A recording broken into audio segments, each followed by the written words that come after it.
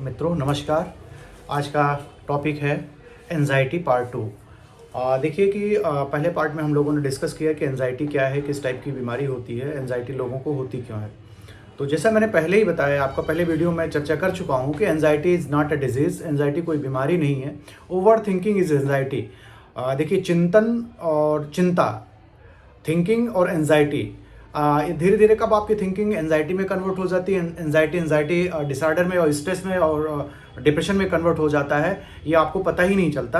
Basically होता क्या है कि जब आप कोई ओवर थिंकिंग करने लगते हैं, ओवर थिंकिंग करते करते वो एक कॉन्टिन्यूस फेनामेना बन जाता है, जिसको कि हम एंजाइटी कहते हैं। और वही एंजाइटी बाद में एंजाइटी डिसऑर्डर बन जाती है, मतलब बहुत सारे अपने साथ कॉम्प्लिकेशंस को लेके आती है। तो अब हम चर्चा करते हैं कि एंजाइटी को ठीक कैसे किया जाए, एंजाइटी को काबू कैसे पाया जाए।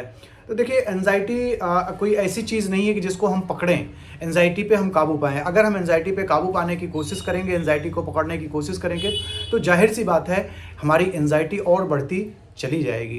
क्योंकि कभी भी आपने देखा होगा, जब आप सोने की कोशिश करते हैं, रात को बिस्तर पे जाते हैं और सोने की कोशिश करते हैं, तो आपको नींद नहीं आती। देखिए, सोने की कोशिश नहीं करना है, इसलिए हम लोग कहते हैं कि आप कुछ किताबें पढ़िए, आप कुछ स्टोरी लिसनिंग करिए, ताकि आपको नींद आ जाए।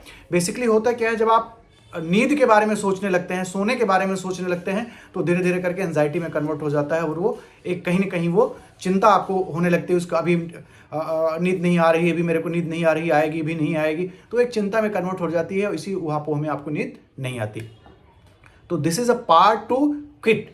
ये छोड़ने की चीज़ है, इसको ब्रेक करने की चीज़ है, इस पर हमें काबू नहीं पाना है, इसको हमें ठीक नहीं करना है, इसके बारे में हमें सोचना नहीं है, इसे हमें लेट इट गो, इसे छोड़ देना है कि भाई ये इसको हमें कुछ ट्रीट ही नहीं करना है, क्योंकि ये बीमारी तो है नहीं।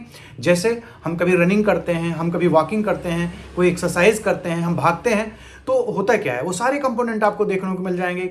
उसमें रेस्पिरेशन फास्ट हो जाएगा, हार्ट रेट बढ़ जाएगा, पल्स आपका बढ़ जाएगा, पसीने आएंगे, तब तो आप डिजीज नहीं होते। आपको तो नहीं कहा जाता कि बीमार हैं, आपका दिमाग ये नहीं रेट करता, क्योंकि ये बहुतायत में होता है। 99% लोगों का ये देखा गया है। ये फिजिकली लोग देखते हैं, भाई ये चल रहे हैं, एक्सरसाइज कर रहे हैं, this is a normal phenomena. Like that ये जो आपकी थिंकिंग की बीमारी है, जब आप थॉट करते हैं, कोई विचार मन में आता है, तो ब्रेन को ज़्यादा एनर्जी की ज़रूरत होती है। ज़्यादा एनर्जी की ज़रूरत होगी तो जाहिर सी बात है उसको न्यूट्रिएंट ज़्यादा चाहिए, और उसको ऑक्सीजन ज़्यादा चाहिए, उसको ग्लूकोज ज़्यादा चाहिए। तो उस चक्कर में होता क्या है, हार्ट ज़्यादा ब्लड पंप करता है, क्योंकि ब्लड के थ्रू वहाँ पे ग्लूकोज पहुँचता है। लंग्स जो है रेस्पिरेटरी रेट को फास्ट कर देता है, ताकि ऑक्सीजन ब्रेन को फास्ट मिल जाए। तो इस चक्कर में जो मेटाबॉलिक डिसऑर्डर बढ़ जाता है, तो जाहिर सी बात है स्वेटिंग बढ़ जाती है। तो ये सारे कंपोनेंट आपको, जैसे आपको रनिंग, जॉगिंग, एक्सरसाइज में मिलते हैं, उसी तरह से ओवर थिंकिंग, ओवर थॉट में भी मिलते हैं। तो आपको ये जानना चाहिए कि this is a normal phenomena. Basically ये कोई बीमारी नहीं है। होता क्या है, जब हम रनिंग बंद कर देते हैं, दौड़ना बंद कर देते हैं, तो हम नॉर्मल हो जाते हैं। लाइक दैट, अगर हम थिंकिंग बंद कर देंगे, जो थिंकिंग करते हैं, जो हमारा स्ट्रेस है, जो एंजाइटी है, वो धीरे धीरे करके गुहान हो जाएगा। अभी होता क्या है कि हम उसको ट्रीट करने के चक्कर में कि भाई हमें कोई बीमारी है, और उस बीमारी के चक्कर में हम एक विशियस साइकिल बनाते हैं। बीमारी के बारे में सोचते हैं, उसको ट्रीट करने की कोशिश करते हैं, उसको सोचते हैं, उसको ट्रीट करने की कोशिश करते हैं, अल्टीमेटली वो ठीक नहीं होता है। तो अब हमें करना क्या है, इसके लिए सबसे बड़ी बात है जो कि अगर इसका हम ट्रीटमेंट की बात करें, तो किन्हीं न किन्हीं कारणों से आपको इसको छोड़ने की ज़रूरत है। अगर आप इसको छोड़ते नहीं हैं, छूटेगी कैसे ये, ब्रेक कैसे होगी ये, आपको रूटीन को हमेशा ब्रेक करके चलना होगा। एक टाइप की मोनोटोनस लाइफ स्टाइल नहीं होनी चाहिए। अगर आपकी एक टाइप की लाइफ स्टाइल होगी, तो जाहिर सी बात है आपकी एंजाइटी, आपका स्ट्रेस, आपकी चिंता नहीं छूटेगी। ये बहुत पहले से ये कहा गया है कि चिंता चिता के समान है, इसलिए कि उसमें कैटाबॉलिक प्रोसेस ज़्यादा होते हैं और बहुत सारे एनामलीज को अपने साथ लेके आती है। तो स्ट्रेस को हमें काबू करने के लिए हम इस पर काबू कैसे पाएँ, तो देखिए, इसके लिए सबसे अच्छी बात यह है कि हमने आपको पहले ही बताया, मन को एकाग्र करने के लिए योगा करें, प्राणायाम करें। योगा, प्राणायाम, एक्सरसाइज, जो भी आपको पसंद है गेम, वो आप गेम खेलें।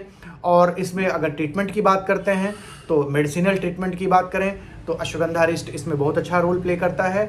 ये आप इसको 15 ml सुबह, 15 ml शाम को 1 कप पानी के साथ खाने के बाद लें। ब्राह्मी बटी 1 टैबलेट 3 बार लें। जटामांसी 1 ग्राम सुबह 1 ग्राम शाम को शहद के साथ लें। आप एक्सरसाइज करें।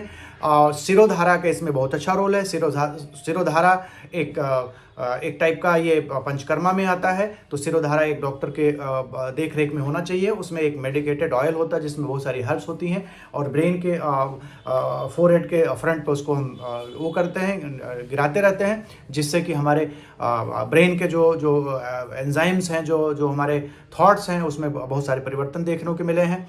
तो इस टाइप की चीज़ें हैं जिसको कि आपको ध्यान में रखना है। एंजाइटी को हमेशा कंट्रोल करने की चीज़ नहीं है, एंजाइटी को क्विट करने की चीज़ है।